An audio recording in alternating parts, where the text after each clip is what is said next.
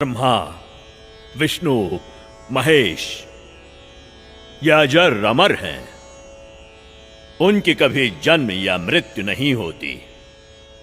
वही तो सृष्टि के रचनहार हैं। उनका कभी विनाश नहीं होता। वो ही जगत के पालनहार हैं। वास्तव में परमात्मा तो निराकार है।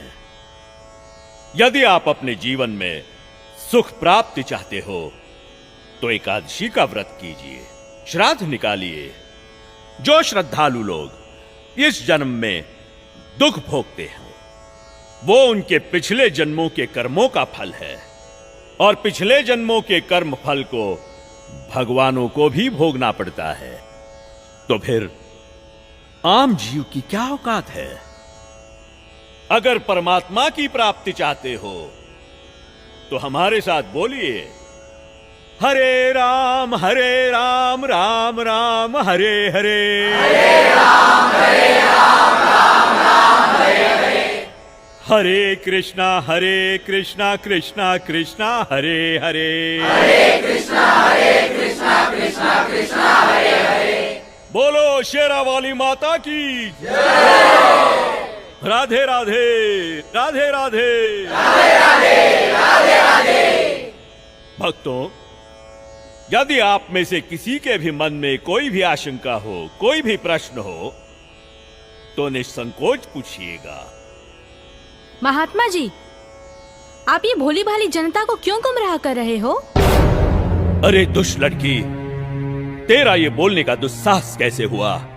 तेरे पास क्या आधार है कि मैं जनता को गुमराह करता हूँ? लगता है ये हिंदू विरोधी है। ए चल नीचे बैठ।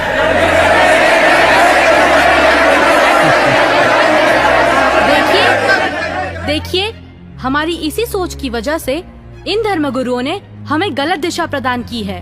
मैं भी हिंदू धर्म की हूँ और मैं अपने धर्म को श्रेष्ठ मानती हूँ। दरअसल पाखंड केवल हिंदू धर्म में ही नहीं बल्कि मुस्लिम धर्म तथा अन्य धर्मों पर भी चरम सीमा पर है। लेकिन ये हिंदू धर्म की आड़ में नकली संत अपना मनमाना आचरण करके शास्त्रों के विरुद्ध ज्ञान दे रहे हैं, और यही कारण है कि भक्ति करने वाले भक्त को वो लाभ नहीं मिले जो मीराबाई को मिला है, ध्रुव प्रहलाद को मिला है, नानक जी को मिला है। मैं किसी का विरोध नहीं कर रही।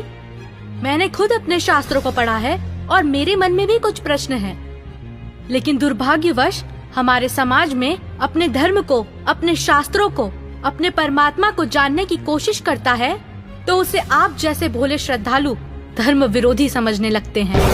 पर आज मैं जो आप सभी को सच्चाई बताने जा रही हूँ, जो शायद आपने पहले कभी नहीं सुनी होगी।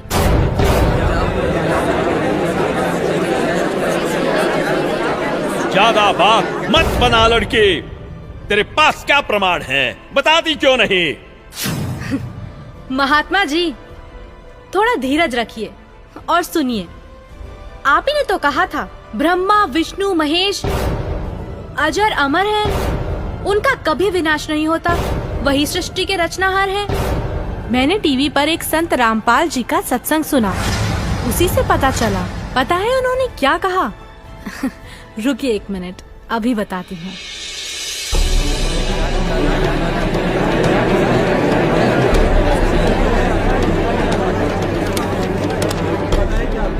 श्रीमद् देवी भागवत पुराण, जिसके तीसरा स्कंद अध्याय 5 पृष्ठ 123 पर लिखा है कि मैं विष्णु, ब्रह्मा तथा शंकर तुम्हारी कृपा से विद्यमान हैं। हमारा तो आविर्भाव, जन्म तथा तिरोभाव मृत्यु होती है। हम नित्य अविनाशी नहीं हैं। श्रीमद् भागवत महापुराण तीसरा स्कंद अध्याय 4 पृष्ठ 10 श्लोक 42 पर लिखा है, हे मात ब्रह्मा, मैं तथा शिव तुम्हारे ही प्रभाव से जन्मवान हैं, नित्य नहीं है, अर्थात हम अविनाशी नहीं हैं। ये श्रीमद् देवी भागवत देखिएगा, सचित्र मोटा टाइप हिंदी, गीता प्रेस गोरखपुर से प्रकाशित है। और परमात्मा चाहने वाले हिंदुओं के घरों पर लगभग रखी पाओगी। ये है संक्षिप्त श्रीमद् देवी भागवत सचित्र मोटा टाइप, केवल हिंदी। प्रकाशक हैं हनुमान प्रसाद पोदार, चमनलाल गोस्वामी, और गीता प्रेस गोरखपुर से प्रकाशित है। 123 पृष्ठ, तीसरा स्कंद, संक्षिप्त देवी भागवत। तुम शुद्ध स्वरूपा हो, ये सारा संसार तुम ही से उद्भासित हो रहा है। मैं ब्रह्मा और शंकर हम सभी तुम्हारी कृपा से विद्यमान हैं। हमारा आविर्भाव माने जन्म, तिरोभाव माने मृत्यु हुआ करता है। हमारा तो जन्म मृत्यु होता है, केवल तुम ही नित्य हो, जगत जननी हो, प्रकृति और सनातनी देवी हो। अब ये क्या सिद्ध हो गया इस थोड़ी सी पंक्तियों में? ब्रह्मा विष्णु महेश की जन्म मृत्यु होती है। तो बताओ महाराज जी, अब आपके पास क्या जवाब है? आप ही ने तो कहा परमात्मा निराकार है। हाँ, तो गलत क्या कहा? परमात्मा तो निराकार ही है, और यही हमारे वेद शास्त्र कहते हैं। महात्मा जी, आप बिल्कुल झूठ बोल रहे हैं। शास्त्रों में कहीं नहीं लिखा कि परमात्मा निराकार है। शास्त्रों में क्या लिखा है ये मैं आपको बताती हूँ, जो कि मुझे संत जी के प्रवचनों द्वारा पता चला। अब ऋग्वेद मंडल नंबर 9 सूक्त 82 में कति कंसेप्ट क्लियर हो जाएगा। ऋग्वेद मंडल नंबर 9 सूक्त 82 और मंत्र नंबर 1 में क्या कहा है? वह है जो सर्वोत्पादक प्रभु यानी सबकी उत्पत्ति करने वाला, 6 दिन में सृष्टि रच कर 7वें दिन तख्त पर बैठने वाला, प्रकाश रूप सद्गुणों की वृष्टि करने वाला, पापों का हरण करने वाला, वह राजे, ये संस्कृत है, इसका अर्थ है राजा के समान। राजा के, ये 269 पृष्ठ पे है राजा के, और इधर देखो 270 पृष्ठ पे, 270 पृष्ठ पे राजा के समान दर्शनीय है, देखने में राजा के समान है, तख्त पर विराजमान है, सिर पर मुकुट है उसके, और वह पृथ्वी आदि लोकांतरों के चारों ओर शब्दमान हो रहा है। वह वर्णीय पुरुष को, अच्छी आत्मा को, जो दृढ़ भक्त है उसको पवित्र करता हुआ प्राप्त होता है। कैसे? जिस प्रकार विद्युत स्नेह वाले स्थानों को आधार बनाकर प्राप्त होता है। आगे किस लिए आता है? उद्देश्य क्या होता है आने का? हे परमात्मन, उपदेश करने की इच्छा से, तत्व ज्ञान, यथार्थ ज्ञान बताने की इच्छा से आप महापुरुषों को प्राप्त होते हो, नीचे आकर के गति करके आते हो, और आप अत्यंत गतिशील पदार्थ के समान हमारे आध्यात्मिक यज्ञ को यानी हमारे धार्मिक अनुष्ठानों को प्राप्त होते हैं। आप कबीर देव हैं, आप अल्लाहु अकबर हैं, शुद्ध स्वरूप हैं, आप पाक हैं, पवित्र हैं। हमारे पापों को दूर करके हे अमर परमात्मा शोभ आप हमको सुख दे। हो गया सिद्ध। शास्त्रों में लिखा है, यजुर्वेद अध्याय 5 मंत्र 1, 6, 8, यजुर्वेद अध्याय 1 मंत्र 15, यजुर्वेद अध्याय 7 मंत्र 39, ऋग्वेद मंडल 1 सूक्त 31 मंत्र 17, ऋग्वेद मंडल 9 सूक्त 86 मंत्र 26, 27, ऋग्वेद मंडल 9 सूक्त 82 मंत्र 1 से 3। इसमें ये लिखा है कि परमात्मा साकार है, और यही पवित्र कुरान शरीफ और पवित्र बाइबल सिद्ध करते हैं। यह है पवित्र बाइबल, संपूर्ण जीवन अध्ययन बाइबल। प्रबंधक संपादक डेविड स्टुअर्ट, अंग्रेजी प्रधान संपादक Donald C Stamps, MA MDV, संयुक्त संपादक ये सारे इनका ये यहाँ से छपाई दे। जेनेसिस माने सृष्टि, जेनेसिस 1, ये 4 पृष्ठ पे उत्पत्ति यहाँ से आरंभ होती है। प्रथम आदि में परमेश्वर ने आकाश और पृथ्वी की सृष्टि की, ये पहला दिन था। इस प्रकार ये पहला दिन हो गया। फिर दूसरा दिन हो गया, प्रकाश प्रपुरुष बना दिया परमात्मा ने। फिर ये तीसरा सांझ भोर हो गया, फिर तीसरा दिन हो गया। जो कुछ भी इसमें फलदार वृक्ष जिनके बीज एक एक जाति के अनुसार बनाए, ये इस प्रकार। अब ये तीसरा दिन हो गया। दिन और रात पर प्रभुता करें और उज्ज्वला दियारा करें। इस प्रकार सांझ हुई, फिर भोर हुआ, ये चौथा दिन हो गया।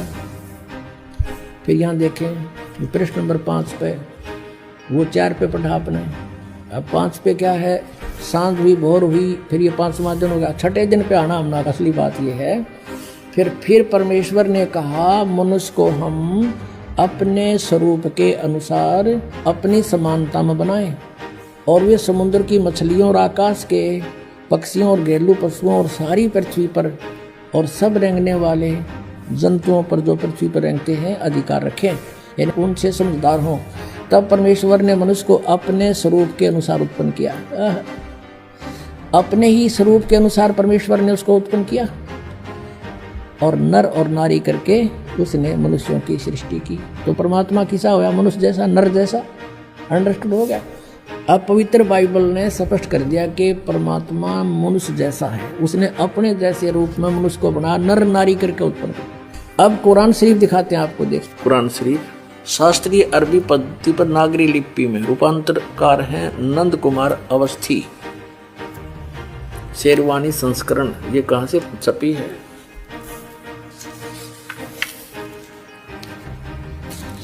ये वही लिखा कि वो इस्लामी किताब, इसमें कोई संदेह की गुंजाइश नहीं है।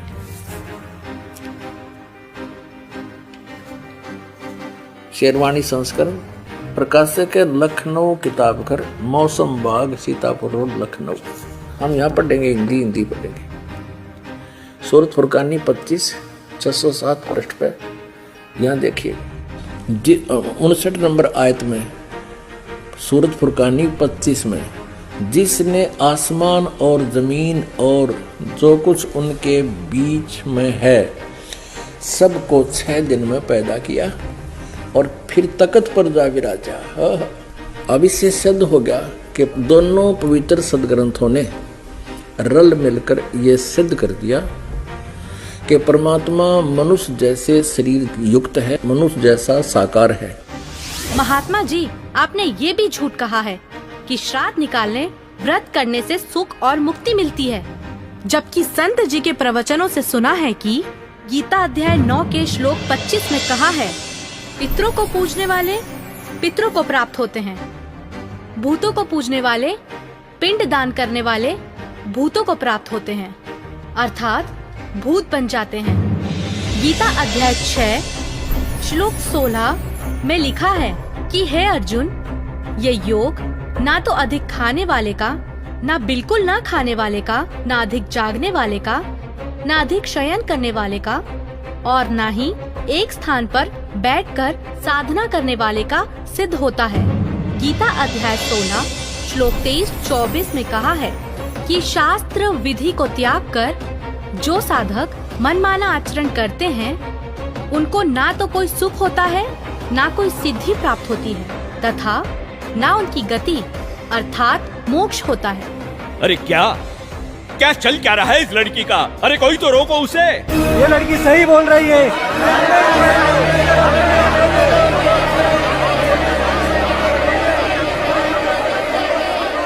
और हद तो तब हो गई बाबा जी, जब आपने कहा परमात्मा पाप नहीं काटते, कर्म का भोग तो भोगना ही पड़ता है, चाहे कितनी ही भक्ति कर लो। सब झूठ है, सब। आपको पता है हमारे शास्त्र क्या प्रमाणित करते हैं?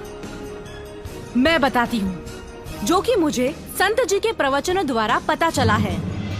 ऋग्वेद मंडल 10 सूक्त 161 मंत्र 2, 5 सूक्त 162 मंत्र 5, सूक्त 163 मंत्र 1 से 3 में लिखा है कि परमात्मा जो चाहे वो कर सकता है, प्रत्येक प्रकार के रोग कष्ट को नष्ट कर सकता है, और यदि कोई मृत्यु के भी निकट पहुंच जाता है तो उसे 100 वर्ष की आयु प्रदान कर सकते हैं। अब देखिए वेद इसको प्रमाणित करेंगे कि परमात्मा घोर पाप का विनाश कर देता है। ये देखिए, ये महर्षि दानु सरस्वती द्वारा ही इसका अनुवाद है।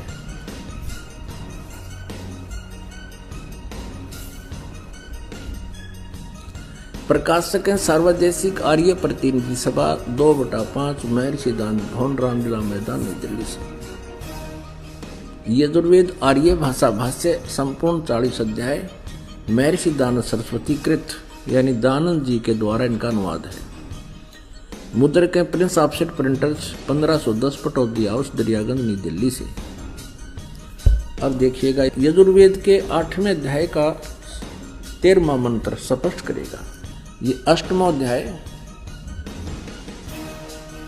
और 241 पृष्ठ पे 8वें अध्याय का 13वां श्लोक। इसमें क्या लिखा है कि देव कर्तस्य एनस्य अवजनमसि, मनुष्य कर्तस्य एनस्य अवजनमसि, पितृ कर्तस्य एनस्य अवजनमसि, आत्म कर्तस्य एनस्य अवजनमसि। एनस्य एनस्य घोर एनस्य एनस्य माने अपराध के अपराध यानी घोर पाप के भी। अब आपको इसका यहाँ दिखाते हैं 242 पृष्ठ पर इन्हीं का अनुवाद किया हुआ। ये 242 पृष्ठ पे। हे सबके उपकार करने वाले मित्र आप। अब यहाँ इसने मित्र शब्द प्रयोग कर लिया, यहाँ परमेश्वर ना लिखा, क्योंकि इसको पता था वेदों को पढ़ने वाला मुझ पर पूरा विश्वास करेगा, और मैंने यहाँ लिख दिया मित्र, तो वो ये समझेगा कि मित्र के बारे में लिखा है, भगवान के बारे में नहीं, इसलिए इसको पढ़ पढ़ा कर आगे चल पड़ेगा। आप दान देने वाले के अपराध के अवजनम, एनस्य माने अपराध के, अवजनम माने विनाश करने वाले, असी माने हो। मनुष्य कर्तस्य साधारण मनुष्यों के किए हुए, एनस्य माने अपराध के, अवजनम माने विनाश करने वाले हो। पितृ कर्तस्य पिता के किए हुए, एनस्य माने अपराध, ये अपराध ही लिखना चाहिए था, गुरुदास ने लिखा है। अच्छी प्रकार हरने वाले हो, नाश करने वाले हो। अपने किए हुए, एनस्य माने पाप के, एनस्य कहो, एनस्य का अर्थ पाप कहो, एनस्य माने अपराध कहो, एनस्य माने अपराध या पाप एक ही अर्थ होता है। एनस्य माने पाप के दूर करने वाले, अवजनम माने नाश करने वाले, अवजनम विनाश करने वाले हो, अवजनम माने विनाश करने वाले हो। एनस्य एनस्य अधर्म के अधर्म यानी घोर पाप के भी, अवजनम माने नाश करने वाले हो। अब जानता हुआ मैं जो कुछ भी अधर्म आचरण किया करता हूं या करूं, अनजान में जो कुछ भी किया करता हूं या करूं, उस सब एनस्य माने अपराध के, पाप के, दुष्ट आचरण के नहीं, पाप के आप अवजनम माने नाश करने वाले हो। और महात्मा जी, आपको तो ये भी नहीं पता पूर्ण परमात्मा कौन है। अच्छा लड़की, तो तुम ही बताओ कौन है पूर्ण परमात्मा? पूर्ण परमात्मा, पूर्ण परमात्मा वो है जिसने सृष्टि की रचना की है। उस परमेश्वर का नाम है कबीर। मैं आपको प्रमाणित करती हूँ, जो कि मुझे संत जी के प्रवचनों द्वारा पता चला है। प्रमाण 1, पवित्र यजुर्वेद अध्याय 29 मंत्र 25। जिस समय भक्त समाज को शास्त्र विधि त्याग कर मनमाना आचरण कराया जा रहा होता है, उस समय कबीर देव तत्व ज्ञान को प्रकट करता है। प्रमाण 2, पवित्र सामवेद संख्या 359 अध्याय नंबर 4 के खंड नंबर 25 का श्लोक नंबर 8, जो कबीर देव तत्व ज्ञान लेकर संसार में आता है, वह सर्वशक्तिमान है तथा काल के कर्म रूपी किले को तोड़ने वाला है, सर्व सुखदाता है तथा सर्व के पूजा करने योग्य है। ऋग्वेद मंडल 9 सूक्त 86 मंत्र 17। ऋग्वेद मंडल 9 सूक्त 86 मंत्र 18। ऋग्वेद मंडल 9 सूक्त 86 मंत्र 19। ऋग्वेद मंडल 9 सूक्त 86 मंत्र 20। अथर्ववेद कांड नंबर 4 अनुवाक नंबर 1 मंत्र नंबर 7। मुस्लिम धर्म के पवित्र शास्त्र कुरान शरीफ सूरत फुरकानी 25 आयत 52 से 59 में लिखा है कि कबीर परमात्मा ने 6 दिन में सृष्टि की रचना की तथा 7वें दिन तख्त पर जा विराजा। जिससे परमात्मा साकार सिद्ध होता है। राग तिलंग महला 1, पंजाबी गुरु ग्रंथ साहिब, पृष्ठ नंबर 721। बाइबल में भी लिखा है, सृष्टि की रचना परमात्मा ने की, जिनका नाम है कबीर।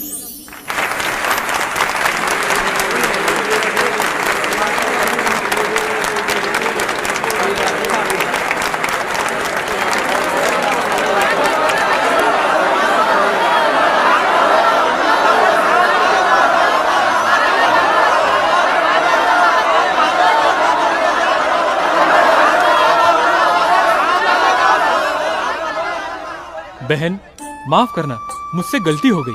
असल में हिंदू विरोधी तो ये नकली संत है जो हमें शास्त्रों के विरुद्ध भक्ति बता रहा है। आपने तो हमारी आंखें खोल दी। बहुत बहुत धन्यवाद आपका। धन्यवाद तो संत रामपाल जी महाराज का कीजिए, जिन्होंने इस अनमोल ज्ञान को भक्त समाज को समझाया है। उन्हीं के ही तो टीवी चैनल पर सत्संगों को सुनकर मैंने इस अनमोल ज्ञान को प्राप्त किया है। हर रोज टीवी पर सैकड़ों बाबा आते हैं, लेकिन सही भक्ति तो संत रामपाल जी महाराज ही बताते हैं। तो बोलो संत रामपाल जी महाराज की जय। संत रामपाल जी महाराज की जय। संत रामपाल जी महाराज की जय। आओ सब मिलकर जागरूकता लाए, पाखंड और अंधविश्वास को जड़ से मिटाए। अंधश्रद्धा भक्ति मानव जीवन के लिए बेहद खतरनाक है। शिक्षित समाज से निवेदन है कि नकली और शास्त्र विरुद्ध साधना बताने वाले धर्म गुरुओं से बचे तथा नकली धर्म गुरु का विरोध करे। सभी धर्मों में पाखंडवाद चरम सीमा पर है। समाज को चाहिए कि गलत साधना बताने वाले धर्म गुरुओं का डटकर विरोध करे। पुस्तक अंधश्रद्धा भक्ति खतराए जान को पढ़े। हमारे इस वेबसाइट पर जाकर इस पुस्तक को निःशुल्क पाए, या फिर आपका पूरा नाम, पता और फोन नंबर इन नंबरों पर SMS करें। अवश्य देखिए जगत गुरु तत्वदर्शी संत रामपाल जी महाराज के मंगलमय प्रवचन हर रोज इन चैनलों पर। सोशल मीडिया पर हमसे जुड़ने के लिए लाइक, सब्सक्राइब और फॉलो जरूर करें।